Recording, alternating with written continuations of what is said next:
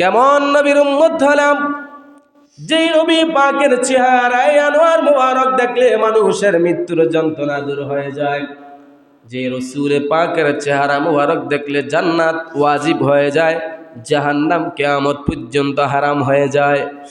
এমন উম্মতের দরুদ নবীর উম্মত আল্লাহ পাক আমাদেরকে বানিয়েছেন। সাহাবায়ে কেরাম রসুল পাককে খোঁজার জন্য বের হয়ে গেছেন। একদিন, 2 দিন, 3 দিন, 4 দিন, 5 দিন, 1 সপ্তাহ, 10 দিন পর্যন্ত মদিনার বুকের মধ্যে প্রিয় নবীজির কোনো খোঁজ নাই। সাহাবায়ে কেরাম পাগল হয়ে গেছেন, রসুল নাই, রসুল নাই, রসুল নাই, রসুলে পাকের চেহারা মোবারক আমরা দেখতে পারি না। হযরতে আবু বকর, হযরতে ওমর, হযরতে ওসমান, হযরতে আলী রাদিয়াল্লাহু তাআলা আনহু প্রিয় নবীজের খোঁজে বের হয়ে গেলেন। 1 সপ্তাহ পর্যন্ত রসুলে পাকের কোনো খোঁজ খবর তারা পাচ্ছে না। সাহাবায়ে কেরাম তাদের স্ত্রীর চাইতে রসুলকে বেশি ভালোবেসেছেন। সাহাবায়ে কেরাম তাদের সন্তানের চাইতে আমার রসুলকে বেশি ভালোবেসেছেন। সাহাবায়ে কেরাম তাদের মা বাবা থেকে আমার রসুলকে বেশি ভালোবেসেছেন। সাহাবায়ে কেরাম তাদের সম্পদের চাইতে আমার রসুলকে বেশি ভালোবেসেছেন। সাহাবায়ে কেরাম তাদের নিজের জীবনের চাইতেও আমার রসুলকে বেশি ভালোবেসেছেন। সেই রসুল আজকে 1 সপ্তাহ পর্যন্ত খোঁজ পায় না। সাহাবায়ে কেরাম পাগলের বেশে চতুর্দিকে খোঁজাখুঁজি শুরু করে দিয়েছেন।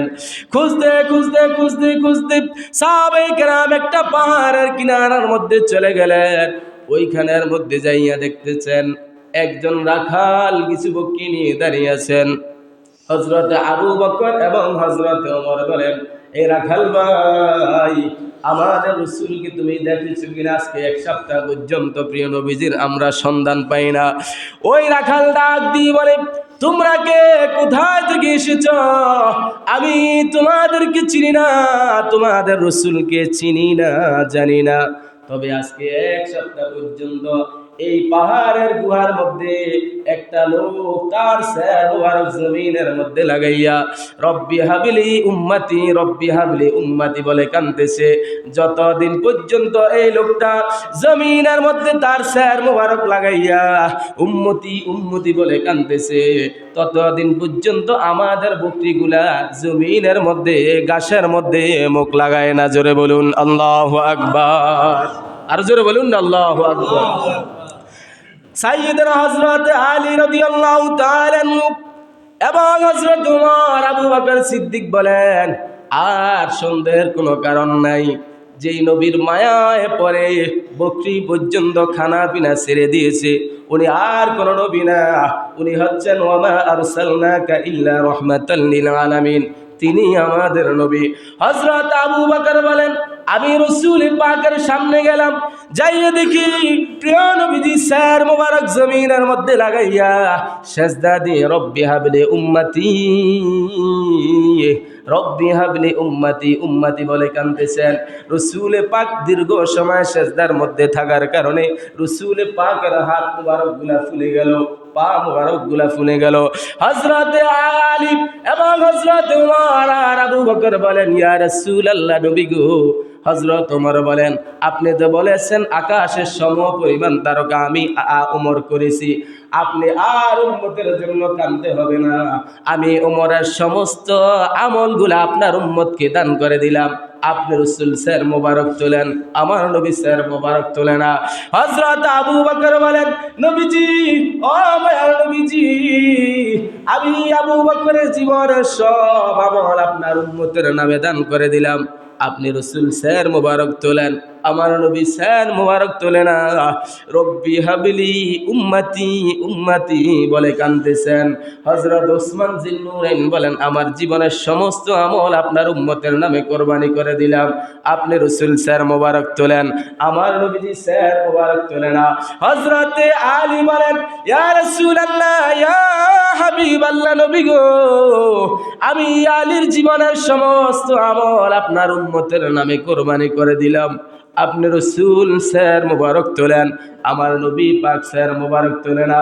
হযরত আবু বকর আর ওমর বলেন, আমার নবীকে মা ফাতেমা ছাড়া এই জমিন থেকে স্যার মুবারক তোলা সম্ভব নয়।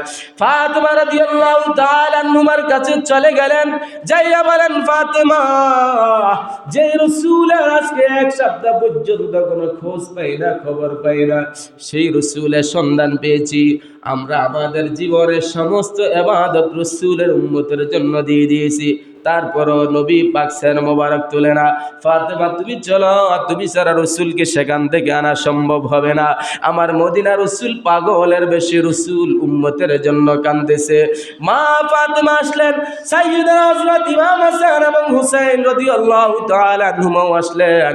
এবার মা ফাতেমা বলেন, নবী গো, আপনি আপনার মেয়ে ফাতেমার চাইতে আপনার উম্মতকে বেশি ভালোবাসেন, আর কাঁদতে হবে না। আমি ফাতেমার জিন্দেগীর সমস্ত আমলগুলা আপনার উম্মতের নামে দান করে দিলাম, আপনি রসুল স্যার মোবারক তোলেন। আমার নবী পাক তখনও স্যার মোবারক তোলে নাই। হযরত ইমাম হাসান হুসাইনের কথা মা ফাতেমা বলেন, নবী গো, ও মায়ের নবীজি, বুঝেছি, আর কান্দে হবে না। যান যান, আবার দুইজন সন্তান ইমাম হাসান এবং হুসাইনকে আপনার উম্মতের নামে আল্লাহর রাস্তায় কোরবানি করে দিলাম।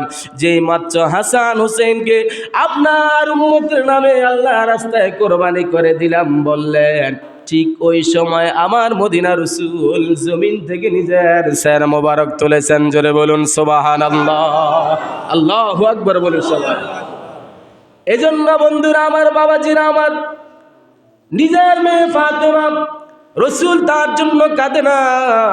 নিজের মেয়ে ফাতেমার স্বামী শের গোদালির জন্য কাঁদে না। নিজের কলিজার টুকরা আওলাদ পাক পাঞ্জাতনের অন্যতম সদস্য হাসান হুসাইনের জন্য রসুল কাঁদে না, কেঁদেছেন আমাদের জন্য। আল্লাহর নবী বলেন, উম্মত, তুমি যদি আমাকে ভালোবাসতে পারো, আমি হাসরের ময়দানে তোমাকে সারা জান্নাতের মধ্যে প্রবেশ করব না। উম্মত, তুমি যেখানের মধ্যে থাকবা, আমি মদিনা রসুল সেখানের মধ্যে যাইয়া তোমাকে আমি মদিনা রসুল আমার হাত মুবারক দ্বারা হাউজে কাউসারের পানি পান করতে দেব। জোরে বলুন সুবহানাল্লাহ।